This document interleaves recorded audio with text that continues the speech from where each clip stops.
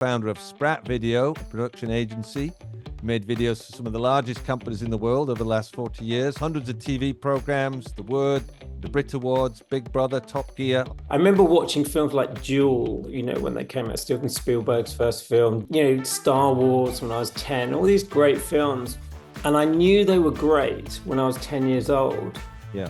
But it's taken me maybe like 40 years to figure out why they're great. It's like punk rock of content was happening. The purpose really was communication. The purpose was to kind of make a difference, really, to people.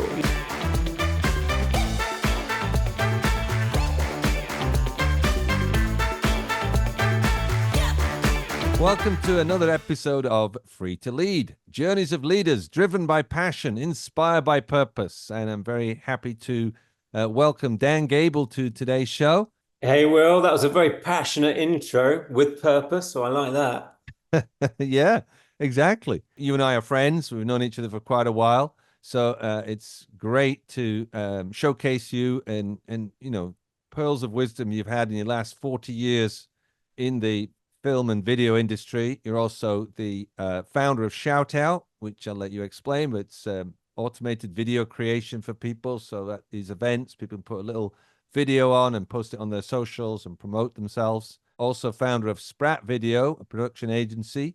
Made videos for some of the largest companies in the world over the last 40 years. Hundreds of TV programs, The Word, the Brit Awards, Big Brother, Top Gear. Obviously, people in the UK understand those titles. And done lots of corporate videos, it says, and music videos, and worked for lots of different TV companies. You're also a qualified master NLP practitioner, hypnotherapist, counselor, and you were nominated for a BAFTA in 2002. And I know you're passionate about making quality videos. You've done some coaching with me in the past, and, it's got to be authentic. It's got to be this. It's better to have mistakes and it be real than, all polished. So, yeah, absolutely. I'd love to hear your journey, your backstory, how you ended up where you are today. It's a long kind of backstory. It's like 40 years. It goes so quick as well. It's frightening. But yeah, no, I always knew I wanted to do something around video. And when I was at school, there was like a CCTV program that was like 2 years away from me. And I was waiting to kind of get my hands on a camera for the first time. And just the 2 years passed and I became old enough, and then someone stole all the equipment. So I couldn't do it. But I used to make like videos with a film camera, and the early days of when video first started. What inspired that? What inspired that desire? I just always liked the communication, really. I always saw it as a communication medium. I grew up with TV. It was very different back then, as there was no sort of video recorders. You just watched TV as as it came out. When you watch it, you couldn't watch it again. We only had 4 channels, and then later 5, actually 3 initially in the UK. So yeah, I just loved it. I just loved the kind of, it took you to a different world, and I started to understand kind of how it worked, and I got really fascinated by it. I remember watching films like Duel, when they came out, Steven Spielberg's first film, Jaws, which effectively was Duel in the Sea, Star Wars when I was 10, all these great films. And I knew they were great when I was 10 years old. Yeah. But it's taken me maybe like 40 years to figure out why they're great. And it's really interesting is that, it's kind of universal. People just respond to a great film, even when they're a kid and they don't know anything. Like, good is good. But, when you start to figure out why something's great, then you start to unravel it. But I just found that fascinating that things have a kind of universal appeal, really. So how did you get into it? How did you actually get into being paid to do videos, etc.? Yeah, so I got in as a runner, which was like the kind of lowest sort of run of the ladder. At that point, it was just coming to the end of the union. There was this union called ACTT, which was the second hardest union to get into. Equity was the first. And to give you an idea then, like, you couldn't work in TV unless you were in the union. And you couldn't get in the union unless you worked in TV. So it was ridiculous. I happened to do like a corporate video that they played a snippet of it on TV, and I was able to get into the union. So it was really, really difficult back then. And, I spent the first sort of 10 years of my career trying to explain to people what I did. No one really understood it. Now everyone understands it. Yeah. Everyone's a content creator to some degree, but it was really funny seeing that journey of like people not really understanding what I did or what editing was or what sound was or what, directing was to it being kind of really common. So that's been a really interesting journey for me, for sure. Yeah. So yeah, I did that. I actually specialized in sound in the early days. So I started off at a production company, did a bit of everything. And then I became like an understudy for a video editor, a sound mixer, like graphics, all that. Basically, I was kind of the assistant to all of them, and I specialized in sound, and then I did sound for a while, and then did other stuff. By the time I was sort of 25, 26, I'd done everything that I'd wanted to do. Like I achieved my dream, if you like, my career dream. And it's really interesting that that kind of young age, you kind of think, oh, well, so like what am I going to do now? I'm just going to spend the rest of my life sort of doing the same thing and people telling me how great I was every day. Because effectively, when you become good at something, people like what you do. And it just felt like, I really wanted to challenge myself after that and do other things. So I founded a company that became or co-founded a company that became the first company to edit on computers. Then it seemed like ludicrous that people would edit on computers rather than on tape, which everything was done on tape before then. And we got laughed at. We set up in Soho, and we used the first kind of, it was Avid back then, the first kind of video editing software. There was a couple of others before it, but they didn't last very long. And really kind of invented this new way of working along with a few other companies. There was only a few of us, and then now obviously everyone edits that way. So that was a really interesting time. Yeah, really are at the forefront of that whole development. Kind of, yeah. I mean, it's really interesting to see like the evolution of the computer, evolution of editing, evolution of content, the grammar of content. And I was still really very much in TV and in the TV world when YouTube kind of happened and that online thing happened. So I was aware of it. I looked at it. I didn't, it was like cats on keyboards. I didn't really get it, but little did I know that this was kind of this revolution. It's like punk rock of content was happening. And then when I started to really understand it and understand the grammar of it, it took me quite a while. It took me probably longer than most to get it because I was so entrenched in this grammar of TV and film and this, the way things are constructed. But then I just really got on board with it and thought, oh my God, this is where the fun is. This is where the action is. And I think I think that's still the case even more so now. What's the this? What's the this? When you said this is where the fun is, what do you mean? Just the idea of there was this thing called max headroom. I don't know if you remember that. It was like, yeah. And the idea was like it was kind of like, people just creating content like just like guerrilla style, which is what everyone's doing now. But back then it seemed like science fiction.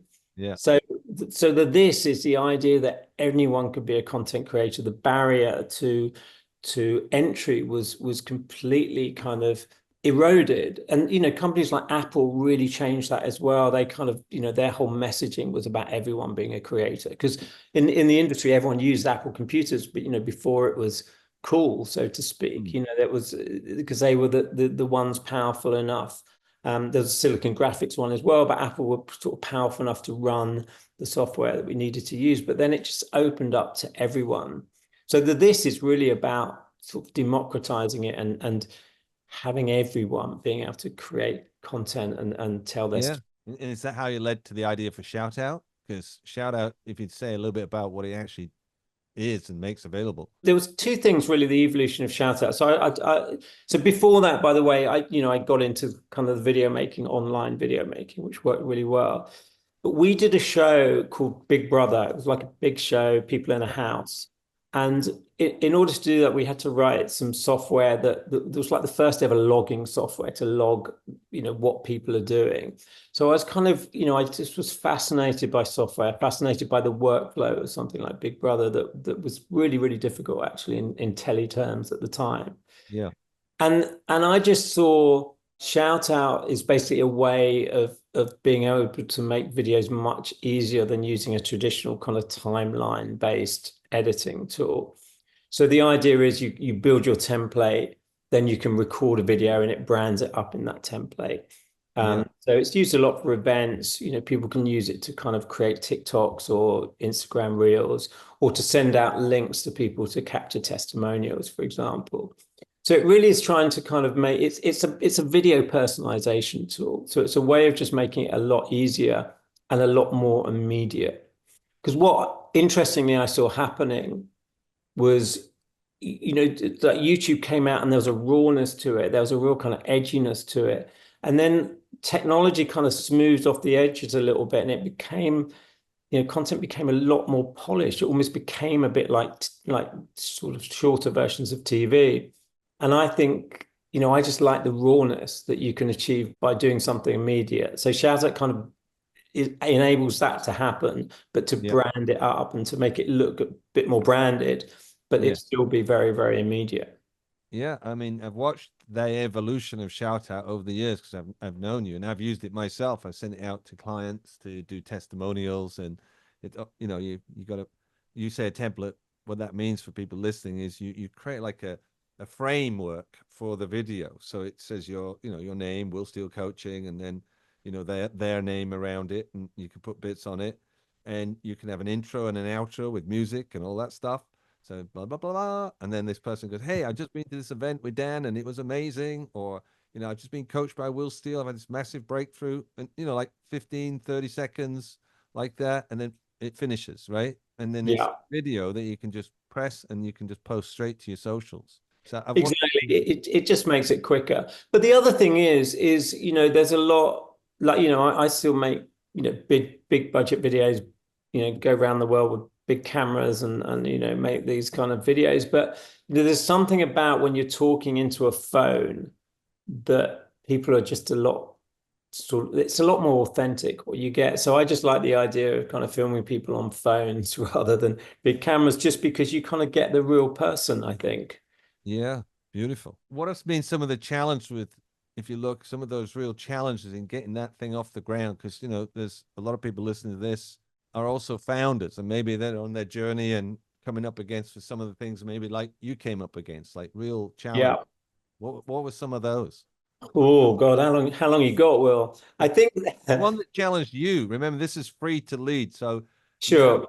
some breakthrough freeing you up like to a new level. I kind of set these crazy challenges. I've got this kind of weird thing, which is sort of annoying, but just when I get really good at something, I want to do something else because it's like, because I don't want to, it's just boring then. So I think, getting into software in particularly was quite challenging because it was the first thing that I've got into where I wasn't a coder. I used to be like I was a hobbyist coder Hmm. years ago, and I understand it to a certain degree, but I'm not really a coder. So sort of doing something where you don't know everything about it, I found much more challenging than I thought, in able to, like communicating what I wanted to people, sort of the idea of the kind of miscommunication where what you think you're getting is not what you get. So I find that a real challenge. And also I underestimated shout out's disruptive, and people see these ideas and they think, wow, that's great, that's a disruptive idea, that's gonna really change things. What I didn't sort of anticipate is when you disrupt something, someone's going to get upset with that, right? You're kind of, you're doing someone out of some work or out of some money or business or whatever. And I sort of underestimated how people want to kind of, they want to sometimes stay with the way things are. And, Right. and it takes a little bit longer than I thought to kind of to make those changes. And not to blame people because I'm a person and I'm the same in a way. is that education piece I found more challenging than I thought it would be, and still challenging.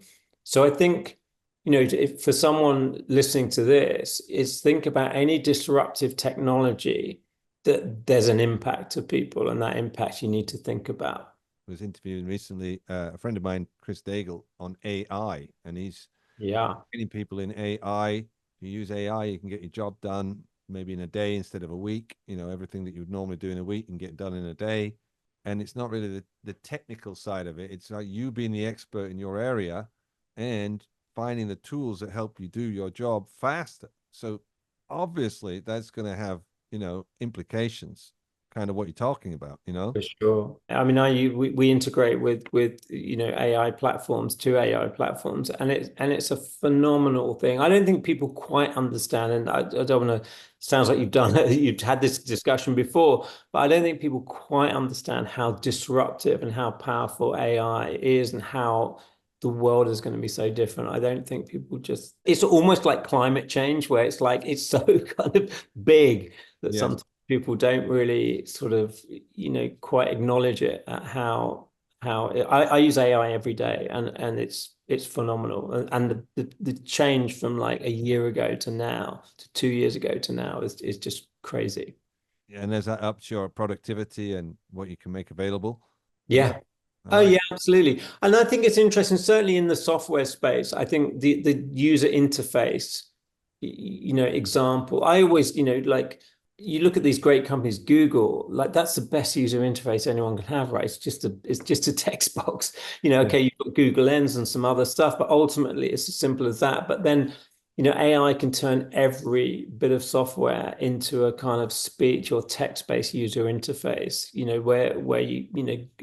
where you don't have to kind of learn how it works or learn its language. You can basically just talk to it and it will do what you ask it to do, which is, that opens up a lot of possibilities. Yeah. And where do you see yourself in the next 5 years, given what you just said? It's interesting. I'm at the point where, and probably people can relate to this, is when, how do I say this sort of diplomatically, but financially, I don't necessarily have to kind of keep pushing myself the way I pushed myself in the past. And that's a really interesting journey for me. Yeah. Certainly, it's like what is my drive then? Because mostly, drive is financial. So honestly, it's probably not the business answer, but it's just about getting more balance. I think my journey in 5 years is actually finding balance rather than necessarily sort of pushing like I pushed before, because I spent my whole career kind of trying to overachieve. And I think now I'm sort of seeing the benefits of balance around your life, basically. Right. Well, if you were to say like your purpose, what was your purpose? Because you're mostly in video and film, right? So what would you say your purpose is? Oh, that's a great question. So my purpose, yeah. So video and film, it's that's a vehicle of the purpose, but the purpose really was communication. The purpose was to kind of make a difference, really, to people. I think it's the same purpose as like you would have as a coach. Yeah. It's not that dissimilar. To be able to create content that can inform, entertain, or drive some kind of action. So the purpose is to, affect some sort of positive outcome in people's minds, really. Great. So how would people reach out to you, Dan, if they want to find out more about ShoutOut or what you do, or, hey, can you come and film this? How would they reach out to you? Sure. Yeah, absolutely. So Shoutout is what I can give you the web address. It's shoutout.social, really simple. And there'll be a kind of form on there or that you can get hold of me. I think the email is info@shoutout.social that I will eventually, I'll get to see. And sprat.tv is like the video site again. But yeah, or just LinkedIn. Yeah. Dan LinkedIn's Gable. always a good one. Yeah, it's a good place to start.